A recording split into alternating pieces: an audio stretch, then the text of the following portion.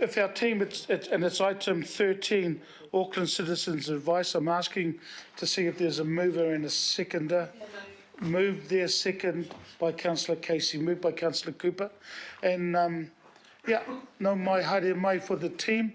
And before I get Christine to introduce everybody, I'm going to ask Mr. Taylor, the chair, to say a few words, and then I'm just going to get staff to open up the item. So, tēnā koe e te rangatira, no mai haere mai. And I'll leave it with you, sir. Oh, well, thank you, Mr. Chair. Yes, I've just come here today really to highlight how much we appreciate what Auckland Council have done for us and have supported us, and especially Christine and her team. We've developed a very positive working relationship over the past year.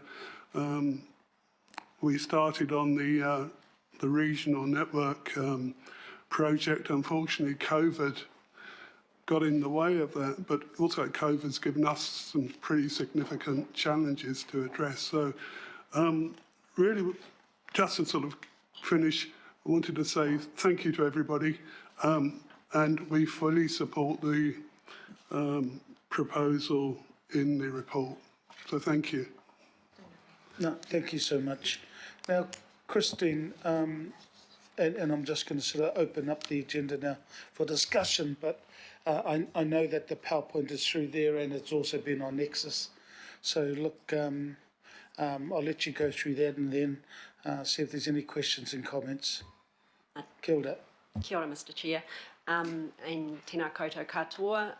My name is Christine Olsen. I'm the manager of the Community Empowerment Unit, and with me here today I have Matt Appleyard, who's been working on this project, and behind us we have Liz Civil and Sarah Lee Gore from the Community and Social Policy Unit, who have done the work on looking at what proportion of the services provided by CAB fit within the central government remit, so they're available if there are any questions. So I'm going to take the report as read. I do have a brief presentation. Thanks. Just to give you a bit of a reminder about why we're here today and the journey that we've been on. So back in 2016, the Regional Strategy and Policy Committee, at the time of approving the annual funding grant, asked us to do a piece of work which was in response to some concerns that had been raised by some of the southern local boards, in particular the Mangere o Tahuhu local board. So they asked us to look at the funding model with regards to achieving greater equity and fairness, taking into consideration the social issues in local communities across Auckland.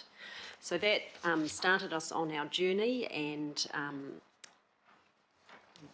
we presented a model in 2019, and just a reminder for you, that model was 90% population-based and 10% deprivation-based, with some calculations to provide a baseline for any CAB site. So there was a baseline applied, and then the model was applied on top of that. At the same time that that funding model was approved, we were asked to do an analysis of the services that CAB provide that support or substitute central government responsibilities. And there's a slide that just gives a quick summary of that, and that report in full is attached to your papers as Appendix A. And at that time we were also asked to work with the CAB to develop a regional service framework. And we've been working on that. We've been working on that, but as my friend here said, COVID got in the way. So just a brief reminder of why. It was looking at, so council provides in the vicinity of $2 million per year to CAB, and then there's about another 650,000 in-kind support, primarily through the provision of leases. And the the work was to look at how can the CAB services adjust to meet the needs of the changing Auckland, particularly in regard to growth and the changing face of Auckland and Auckland's diversity. So we started on that project. We looked at, commenced a co-design process, and there was a core design team established which had council staff and CAB membership, and we got a certain way through that. So we did a number of interviews and had a number of workshops and developed some insights, which those insights would be the foundation of which we would work towards the new service framework, and that's when COVID hit and we had to stop. At the same time, we established a political advisory group, so that advisory group has been very helpful for us as we've done this piece of work.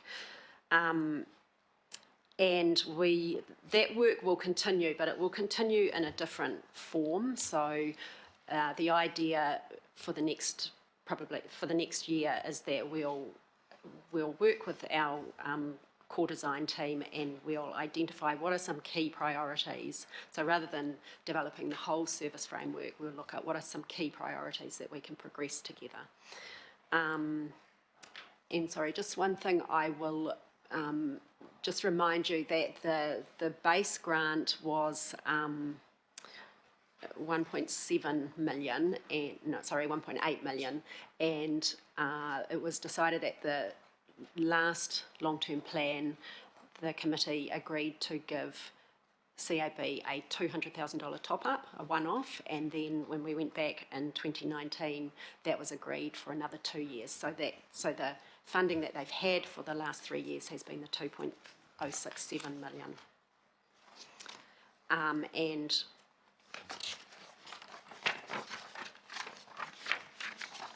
this slide really just gives a summary of information that you're already aware of. 32 CABs across Auckland covering 20 local boards. Actually, it's 19 local boards, sorry, because there's no CAB in Franklin or Great Barrier. And I've talked briefly about the co-design process.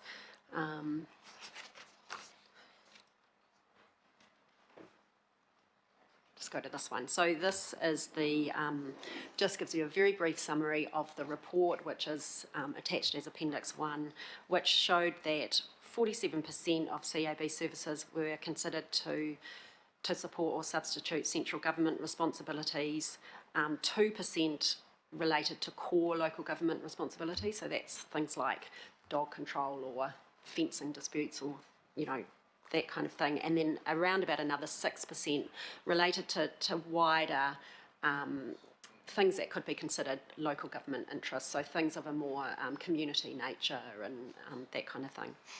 And the report does give you, in its appendices, some of the breakdowns of the various categories. And in particular,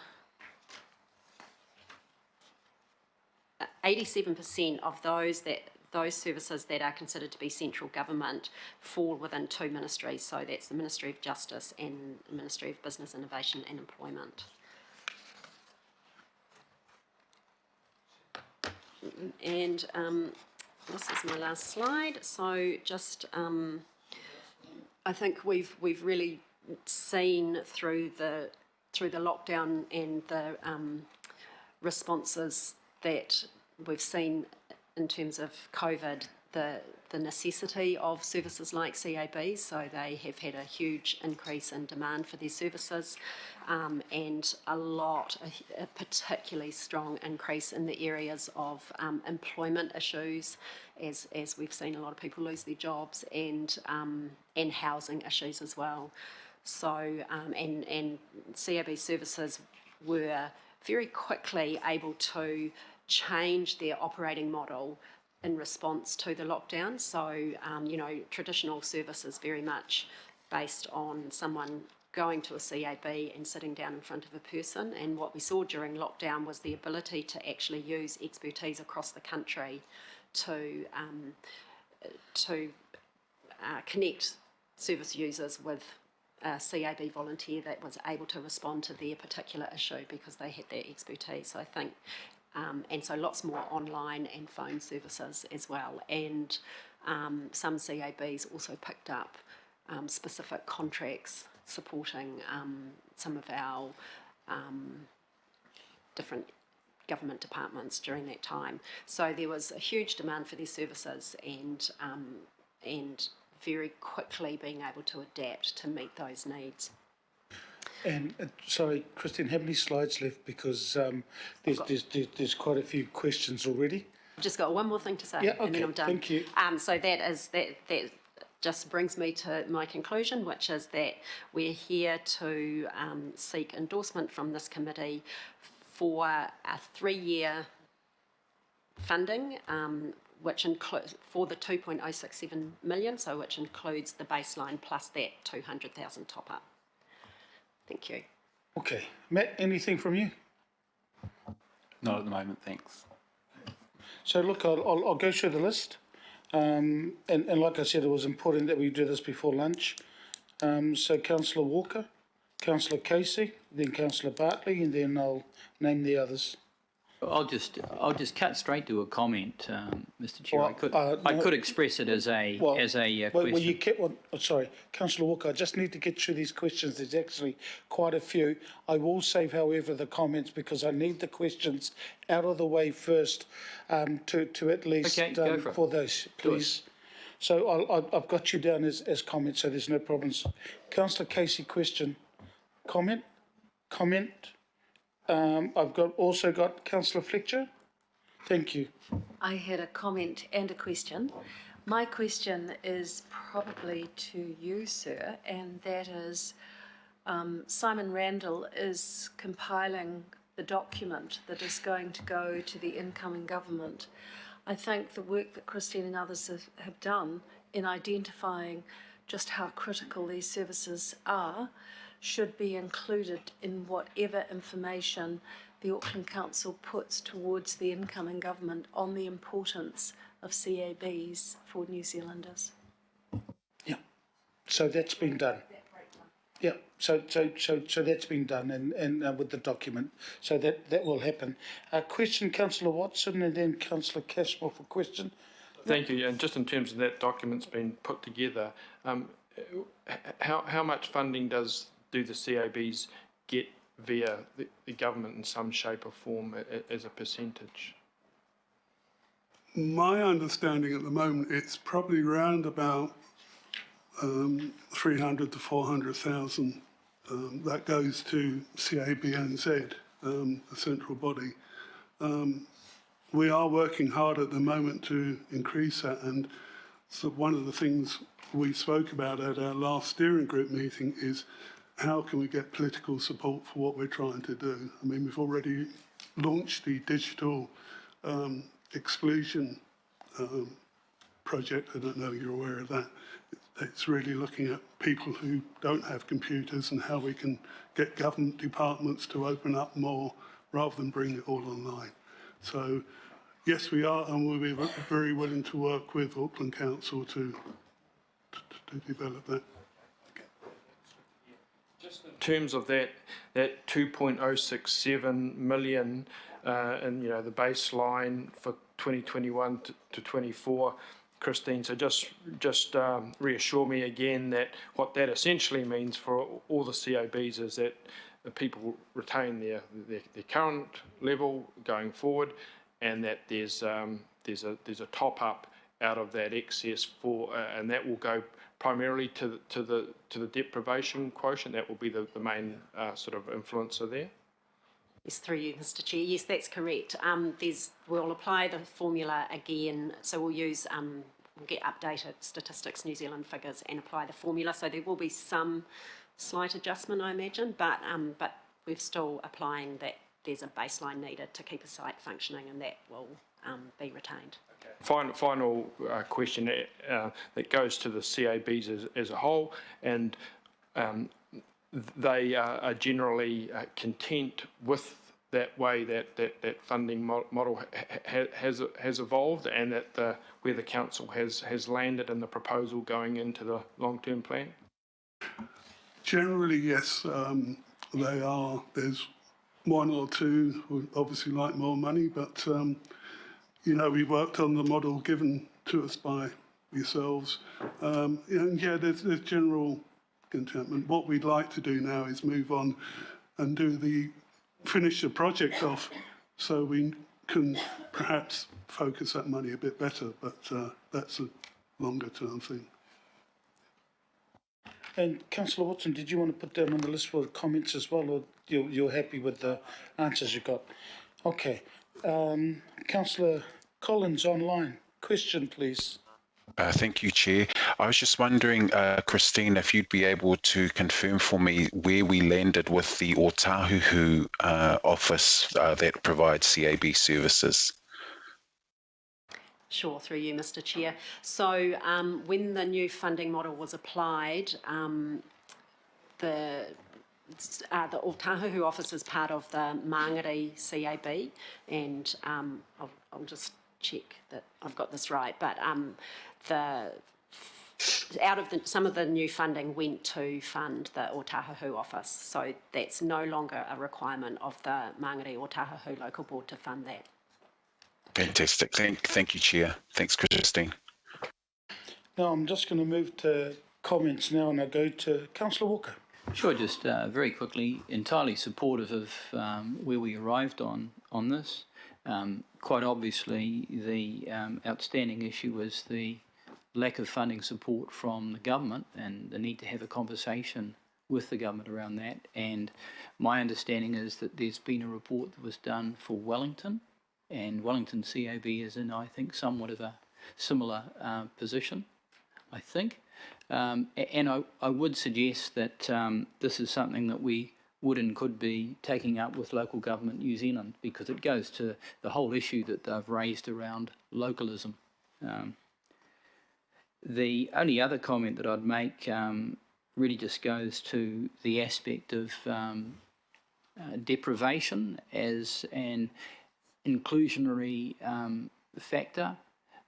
My concern is that goes often more to issues around priority than necessarily equity, and I think sometimes we can make some mistakes there, because there may be parts of Auckland that aren't necessarily deprived, that are having insufficient CAB presence as compared to other areas and vice versa.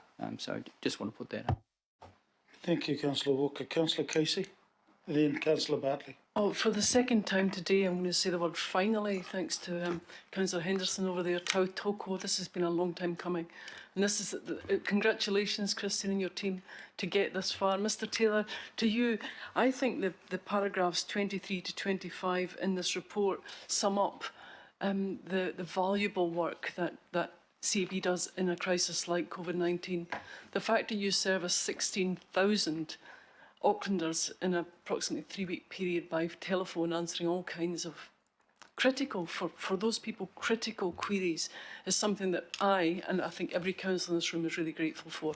That's why we value your services, not just your staff, but please convey our thanks to your volunteers. So I think this is a big day for us all, and thank you again, Christine and your team.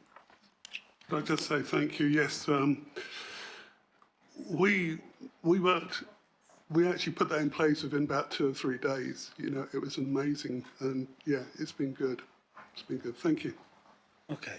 So with Councillor Bartley, your comments, and Mr Taylor, it doesn't need a reply because we know how thankful you are. Yeah. Thank you. Councillor Bartley. Thank you, Chair. I do value the work of the Citizens Advice Bureau, and I do want to acknowledge everything that the Citizens Advice Bureau do. What COVID showed me, though, was the gaps in what you do, especially in meeting the needs of diverse communities. So I really do want to see an emphasis from the Citizens Advice Bureau on how you meet the needs of diverse Aucklanders. And I referenced the Glen Innes Citizens Advice Bureau, the food bank.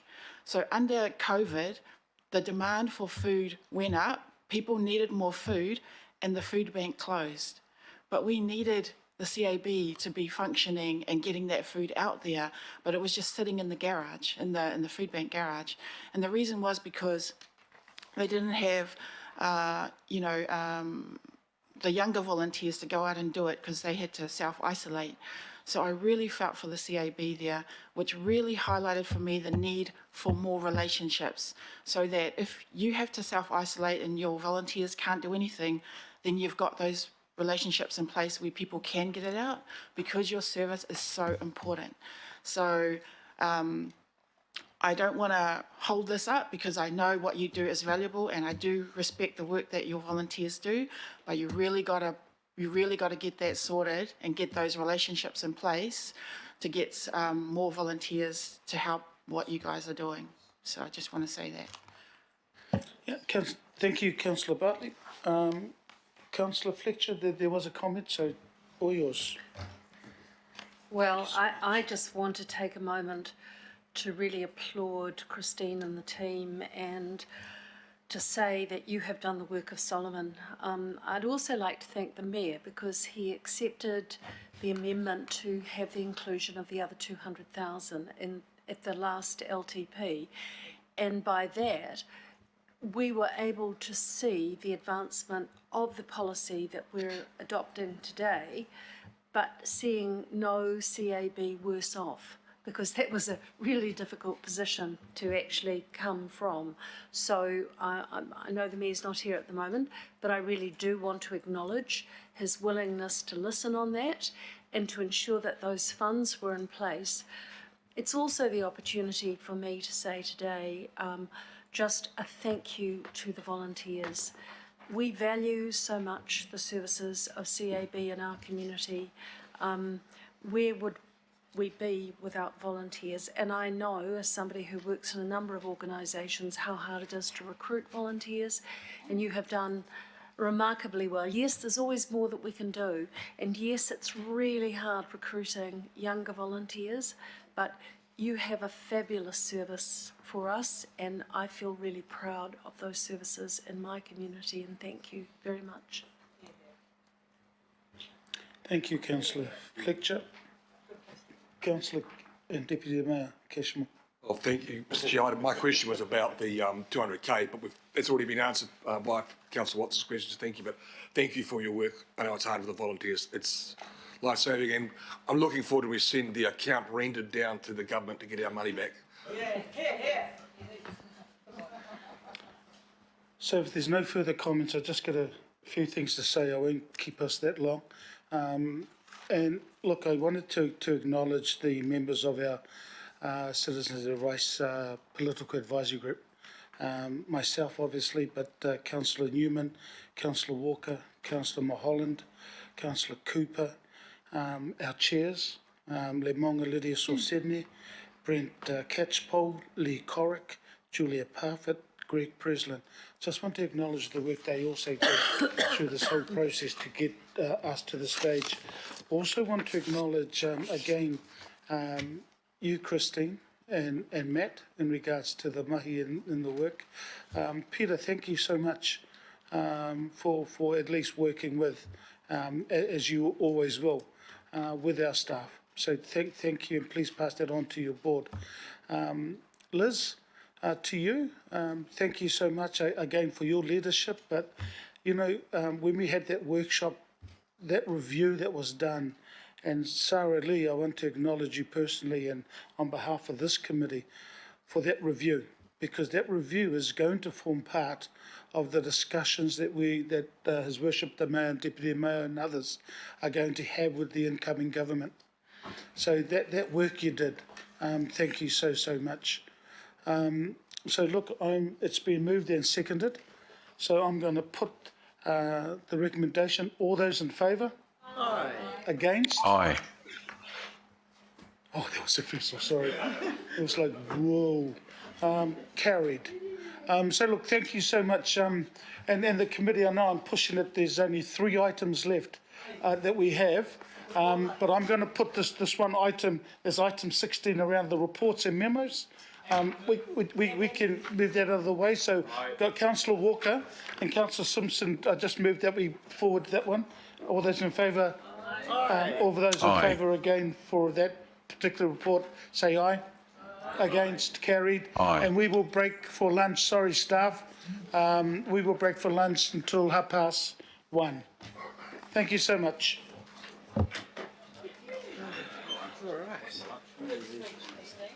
Yes, well done.